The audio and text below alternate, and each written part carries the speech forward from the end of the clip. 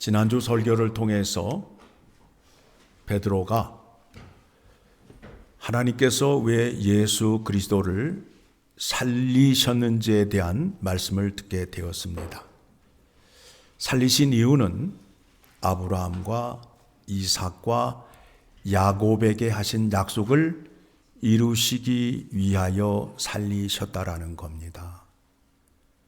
내 자손이 하늘의 별과 같이 많게 하고 이 땅을 너에게 주리라.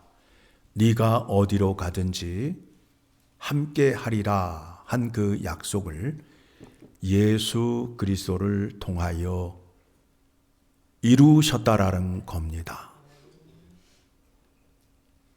예수님이 부활하셨다라는 그 메시지는 하나님께서 믿음의 선조들에게 약속하신 것을 이루시기 위하여 살리셨음을 말하는 것입니다. 예수님의 부활에 대하여 설교를 하자 반발하는 세력이 등장을 하였습니다. 오늘날에도 하나님을 믿는데, 교회를 다니는데 예수의 부활을 믿지 않는 사람이 얼마나 될까요? 조금이다, 많다, 아주 많다. 몇 번? 1번, 2번, 3번. 3번에 해당이 됩니다. 예수님의 부활을 믿지 않으면서 예수님을 믿는다고 하는 사람들이 많아요. 그런 사람의 특징은 무엇이냐 하면 자기의 이성적인 사고로는 믿을 수 없는 거예요. 어떻게 죽은 자가 살아날 수 있어? 지 생각이지요. 그런데 하나님의 입장에서는 어떻게 해요? 하나님께서 이루시고자 하는 그 약속을 누구를 통하여 이루시기 때문에, 예수 그리스도를 통하여 이루시기 때문에. 그런데 그 예수를 누가 죽였어요? 누가 죽였어요? 이스라엘 백성들이 죽이고 로마의 관원들이 죽였잖아요. 그렇죠? 우리가 예수 그리스도의 부활을 부인한다고 해서 부인이 됩니까? 아니죠. 하나님은 그 약속한 것을 누구를 통하여 이루신다고요? 예수 그리스도를 통하여 이루시기 때문에 그 예수님이 죽으실 수 없다라는 거예요. 그와 같은 믿음을 가지시게 되면 부활에 대해서 믿을 수 있다, 없다? 있다. 나의 부활은 내가 예수 안에 있음으로 인하여 예수와 함께 부활의 은혜를 얻었다, 못 얻었다? 얻었다라는 믿음으로 나아갈 수 있게 된다라는 겁니다. 그렇죠? 사도들과 초대교회에 핍박이 시작이 되었습니다. 무엇 때문에 핍박이 시작됐다고요? 죽은 자가 살아났다라는 그 부활을 전함으로 인하여 핍박이 시작이 됩니다. 지금도 그리스도인들이 죽으신 예수 그리스도가 살아났습니다 라고 세상 사람들에게 얘기를 하게 되면 그 사람들이 우리를 이상한 눈으로 보잖아요. 그렇죠? 그 사람들이 큰 소리를 치잖아요. 어떻게 죽은 자가 살아날 수 있어? 라고 말할 때 그런 경험이 있으신가요? 그런 일을 당할 때에 여러분의 믿음의 태도를 오늘 본문이 가르쳐주고 예수님께서 어떤 능력을 주셨는지를 확인시켜 주는 겁니다. 그래서 옥에 가두게 되었어요. 사내들인 공회에 잡혀가게 되었습니다. 사내들인 공회라는 것은 오늘날로 말하게 되면 대법원에 해당이 되는 거예요. 그곳에 있는 사람들은 학문적으로 똑똑하고 아는 것이 많은 사람들이에요. 그런데 그 앞에 베드로와 요한이 잡혀가게 되었는데, 베드로와 요한은 학교를 다닌 적이 있다 없다? 없다. 뭐 했다고요? 생선 장사했단 말이에요. 고기 잡는 어부였단 말입니다. 그래서 그들이 학문이 없는 범인으로 취급을 한 거예요. 질문을 하지요. 너희가 무슨 권세로 누가 보내서 이 일을 했느냐? 라고 말하니까 베드로와 요한이 뭐라 그래요? 너희가 죽인 예수 그리스도께서 이 사람을 온전케 하였다. 이 사람은 누구죠? 나면서부터 걷지 못하는 사람. 이 말을 할 때에 기가 죽었어요? 당당했어요? 당당했잖아요. 여러분은 세상 사람이 어떻게 죽은 사람이 살아나? 라고 말할 때 어떻게 하셔야 돼요? 음에 기주고 그래야 돼요? 아니면 당당하게 얘기를 하셔야 돼요? 그렇게 하셔야 된다니까. 제자들이 보여준 믿음의 태도는 마치 모세가 바로 왕 앞에 섰을 때에 모세가 그러지요. 내가 어떻게 바로 앞으로 갈 수 있겠습니까? 그러자 여호와 하나님께서 뭐라 그래요? 여호와 하나님이 보내서 왔다고 해라. 여호와 하나님은 스스로 계시고 누구의 도움이 필요 없으신 그 분이 너를 보내서 내가 왔다라고 누구 앞에 얘기를 하라고요? 바로 앞에. 당당하게 얘기하잖아요.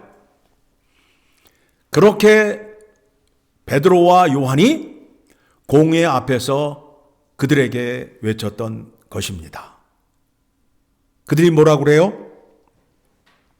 13절에 같이 읽습니다. 그들이 베드로와 요한이 담대하게 말함을 보고 그들을 본래 학문 없는 범인으로 알았다가 이상히 여기며 또 전에 예수와 함께 있던 줄도 알고, 아니 학문도 없는 이 사람들이 어떻게 당당하게 담대하게 대답을 할 수 있는가에 대한 의심을 갖게 되었다라는 겁니다. 이 능력을 누가 주었을까요? 누가 주었어요? 예수 그리스도께서 성령을 통하여 주었다라는 겁니다. 이 말씀을 예수님께서 살아계실 때에 제자들에게 약속을 했을까요? 안 했을까요? 어디에 나와요? 그게 했다고 말씀하셨는데 어디에 나와요? 이제 눈치는 있어가지고 대답은 하는데 어디에 있어요? 어디에 있어요? 누가복음 12장을 가게 되면 11절, 누가복음 12장 11절 12절 말씀 크게 같이 읽습니다. 사람이 너희를 회당이나 위정자나 권세 있는 자 앞에 끌고 가거든 어떻게 무엇으로 대답하여 무엇으로 말할까 염려하지 말라. 마땅히 할 말을 성령이 곧 그때에 너희에게 가르치시리라 하시니라. 그렇죠? 그러니까 여러분들이 예수 그리스도를 붙잡고 있게 되면 예수 그리스도께서 성령을 보내주셔서 그 성령이 오셔서 여러분과 함께 함으로 인하여 그들 앞에서 담대히 말할 수 있다라는 거예요. 그러면 예수님께서 성령을 통하여 어떤 능력과 권세를 주시느냐 하면 예수님은 이 땅에 계시면서 온갖 고난과 핍박, 또 위정자들의 위협, 이런 것에 굴하지 아니하시고 승리하신 그 능력을 누구를 통하여 주신다라는 거예요? 성령 하나님을 통하여 주신다라는 거 아니에요. 그렇죠? 그 능력을 성령을 통하여 받음으로 인하여 제자들이 어떻게 했다고요?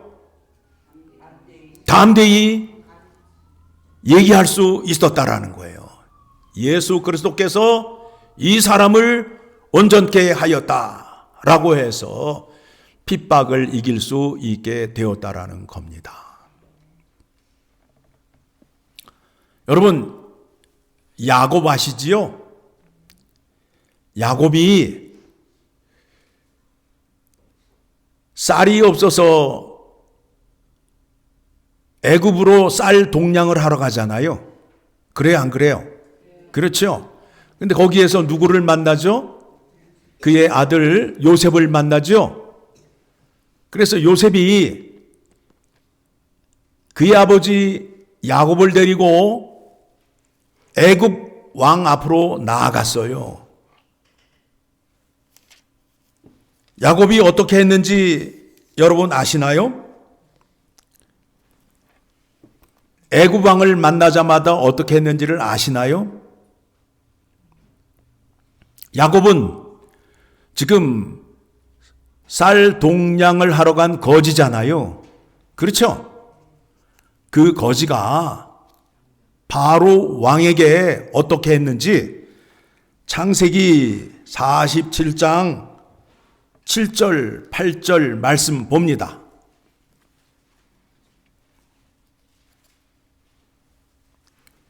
같이 읽습니다. 요셉이 자기 아버지 야곱을 인도하여 바로 앞에 서게 하니 야곱이 바로에게 축복하며. 여러분, 순서가 바뀐 거 아니에요? 쌀은 누가 갖고 있어요? 바로가 갖고 있고, 동량은 누가 하러 갔어요? 야곱이 하러 갔는데 야곱이 만나자마자 누구에게 축복을 해줘요? 바로에게 축복을 해주잖아요. 그러니까 바로가 기가 막힌 거예요. 8절. 바로가 야곱에게 묻되 너 몇 살이냐? 너 몇 살이냐? 내 나이가 얼마냐? 그쪽 지방의 문화는 연장자의 문화예요. 윗사람이 아랫사람을 축복해주는 문화란 말이에요. 그렇죠? 바로가 야곱에게 축복을 해줘야 되는데 야곱이 바로를 축복해주는 거예요. 그러니까 바로 왕이 기가 막혀가지고 너 몇 살이냐라고 물어요. 9절. 야곱이 뭐라 대답하는지 한번 여러분 잘 보시기 바랍니다. 같이 읽습니다. 야곱이 바로에게 아뢰되 내 나그네 길의 세월이 130년이니이다. 내 나이가 얼마 못되니 우리 조상의 나그네의 길에 연조에 미치지 못하나 험악한 세월을 보냈나이다 하고, 내 나이가 130살밖에 안 됐는데 내가 130년을 살아오면서 하나님을 통해서 엄청난 고난과 시련을 받아서 내가 하나님에 대한 복과 하나님의 축복에 대해서는 내가 내 아버지 이삭과 할아버지 아브라함보다 많이 알고 있다라고 얘기하는 거예요. 네? 그래, 안 그래요? 여러분들의 믿음이 여러분의 어머니, 여러분의 할머니의 믿음보다 커야 돼, 안 커야 돼요? 커야 된다라는 거예요. 커야 된다라는 거예요. 그와 같은 믿음을 갖고 계셔야 됨을 오늘 본문을 통해서 우리가 확인하여야 됩니다. 예수 믿는다고 핍박을 받으신 적이 있습니까? 두려워하지 마십시오. 누구를 붙잡으면 된다고요? 예수 그리스도를 붙잡으면 어떠한 상황과 위험에 닥쳤을지라도 할 말을 성령께서 입안에 넣어 주어서 담대히 말할 수 있다라는 거예요. 예수님께서 이렇게 말씀하셨죠. 세상 권세자들 앞에서 나를 부인하면 나도 너를 부인할 것이요. 나를 인정하면 나도 너를 인정할 것이요.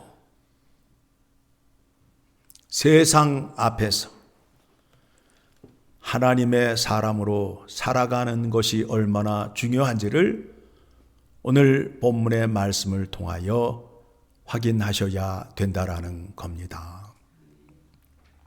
그래서 그들이 할 수 있었던 방법이 무엇이냐 하면 이제 더 이상 밖에 나가서 예수 그리스도의 이름을 전파하지 말라라고 말해요.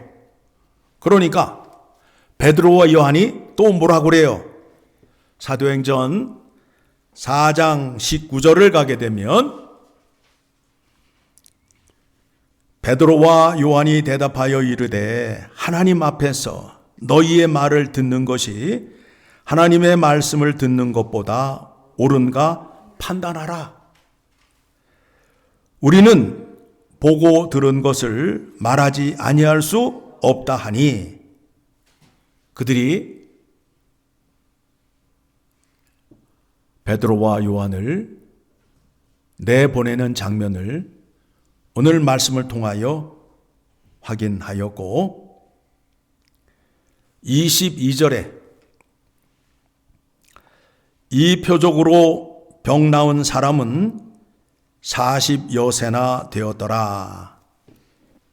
이스라엘 민족이 40년 동안 광야 생활을 했잖아요. 40년이라는 숫자가 광야 40년이라는 숫자가 어떤 의미를 갖고 있느냐 하면 하나님께 순종을 했다, 불순종을 했다. 불순종했다. 불순종한 자가 누구를 통하여 고침을 받을 수 있다고요? 예수 그리스도를 통해서 구원을 받을 수 있다라는 겁니다. 자, 복음이라고 그러잖아요. 복음에는 하나님의 능력이 나타나잖아요. 복음이란 죄와 사망 가운데 있는 사람들을 살리시는 하나님의 능력이에요. 어떻게 기억하셨나요? 복음이란 죄와 사망 가운데 있는 사람을 살리시는 하나님의 능력이다. 그렇죠? 기독교와 다른 종교를 구분하는데 어떤 사람은 다른 종교에도 구원이 있다라고 말을 해요.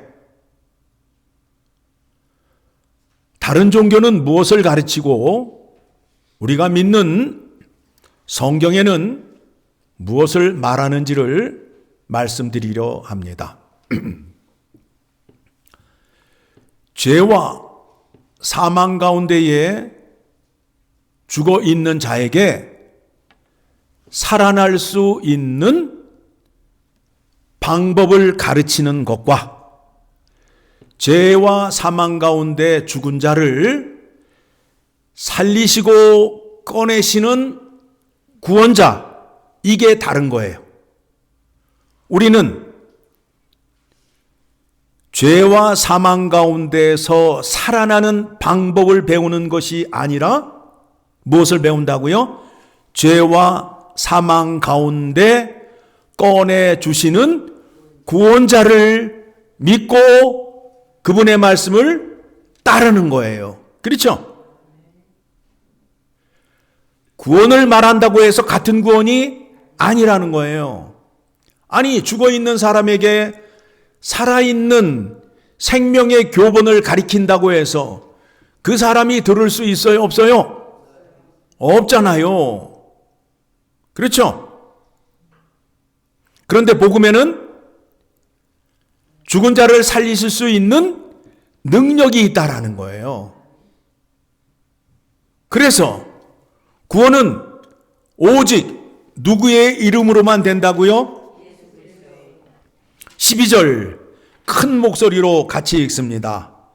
다른 이로서는 구원을 받을 수 없나니 천하 사람 중에서 구원을 받을 만한 다른 이름을 우리에게 주신 일이 없음이라 하였더라. 구원은 오직 예수 그리스도를 통해서만 얻을 수 있어요. 이렇게 누가 정하셨다고요? 하나님 아버지께서 이렇게 정하셨다라는 겁니다. 그래서 진리는 다른 종교에 대해서 배타적일 수밖에 없어요. 구원을 얻는 데 있어서는 다른 종교와 연합할 수 없다라는 거예요. 오직 예수 그리스도의 이름으로만 구원을 받을 수 있음을 믿으시고, 구원을 받은 자들은 십자가의 사랑을 받은 자로서 이웃을 사랑하고 포용할 수 있는 자리로 나아갈 수 있게 되는 것입니다. 그렇지요? 그래서 구원을 얻은 자는 하나님을 사랑하되 마음과 생명과 뜻과 온 힘을 다하여 사랑하고 내 이웃을 내 몸과 같이 사랑할 수 있는 믿음과 능력을 가진 자임을 우리가 알고 있어요.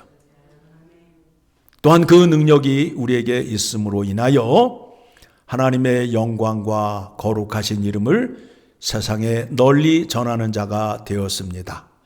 그와 같은 능력과 권세가 어디에 있다고요? 교회에 있다고요. 그런데 세상이 교회를 핍박하고 마귀가 유혹을 한다고 해서 결코 질 수 없다라는 거예요. 누가 함께 하기 때문에, 예수 그리스도께서 함께 하기 때문에 질 수 없음을 깨달으시고, 여러분 가운데에 삶 속에서 어려움이 고난이 있게 되면 어떻게 하시면 돼요? 교회에 나와서 말씀 들으시고 기도하시면 그 문제가 풀린다 안 풀린다? 크게 대답을 하셔야지. 풀린다 안 풀린다? 예, 풀립니다. 그와 같은 믿음 가지시기를 간절히 소망합니다. 하나님 아버지 감사합니다.